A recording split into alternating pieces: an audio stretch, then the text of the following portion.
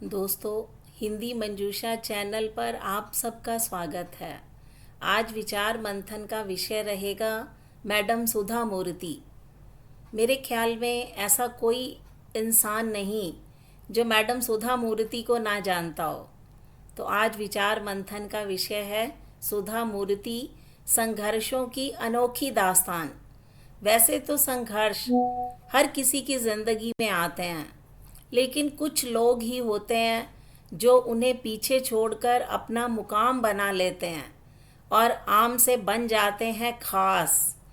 जी हाँ, कुछ ऐसी ही है मैडम सुधा मूर्ति की संघर्षों की कहानी। वैसे तो सुधा जी किसी परिचय की मोहताज नहीं है, लेकिन उनकी सादगी, आत्मविश्वास जीवन जीने के अंदाज को ही बदल देता है। एक इंजीनियर, लेखक, समाज सेविका के रूप में प्रसिद्ध सुधा मूर्ति को हाल ही में पद्म भूषण से सम्मानित किया जा चुका है। अपने संघर्षों पर विजय की अलग छाप छोड़ने वाली सुधा जी की कहानी, जो न सिर्फ आगे बढ़ने बल्कि जिम्मेदारियों को बखूबी निभाने की प्रेरणा देती है। सुधा मूर्ति जी का जन्म 19 अगस्त 1950 में उत्तरी कर्नाटक के शिगांव में हुआ।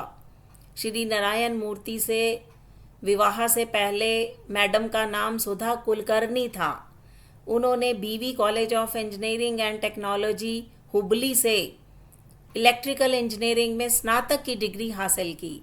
बचपन से ही प्रतिभा की धनी मैडम सुधा भला पीछे क्यों रहती। उन्होंने इंजीनियरिंग में प्रथम स्थान प्राप्त किया और कर्नाटक के मुख्यमंत्री से उन्हें रजत पदक प्राप्त हुआ। 1974 में मैडम सुधा मूर्ति ने इंडियन इंस्टीट्यूट ऑफ साइंस से कंप्यूटर साइंस में मास्टर्स की डिग्री हासिल की। वास्तव में उस समय एक महिला होकर इतना बड़ा मुकाम हासिल करना आसान नहीं था, लेकिन सुधा जी को प्रथम स्थान प्राप्त करने के लिए स्वर्ण पदक दिया गया। इंजीनियरिंग कॉलेज में दाखिला लेने वाली मैडम सुधा मूर्ति अकेली महिला थी।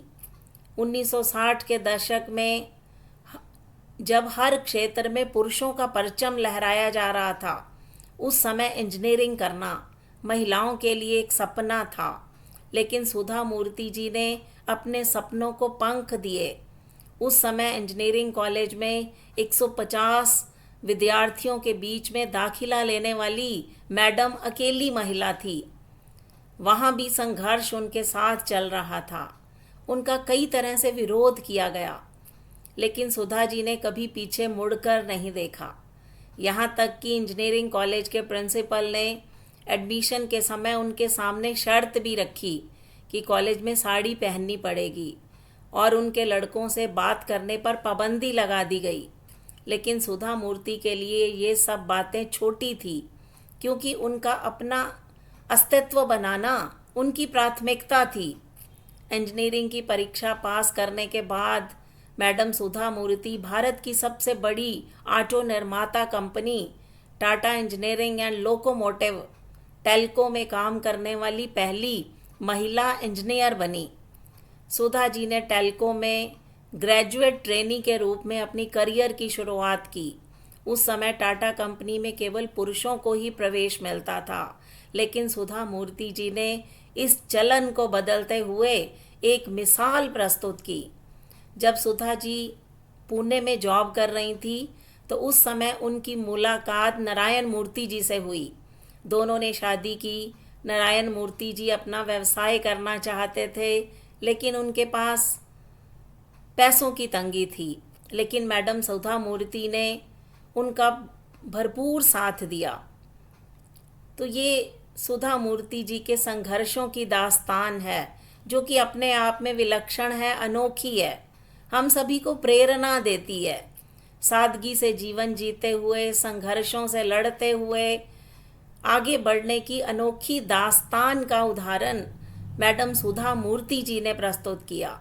वास्तव में सुधा जी हम सभी के लिए प्रेरणा स्रोत हैं और महिलाओं के लिए ट्रेंड सेटर हैं। मैडम सुधा मूर्ति जी को मैं सलाम करती हूँ कि उन्होंने संघर्षों की अनोखी दास्तान हमारे सामने रखी और एक मिसाल प्रस्तुत की।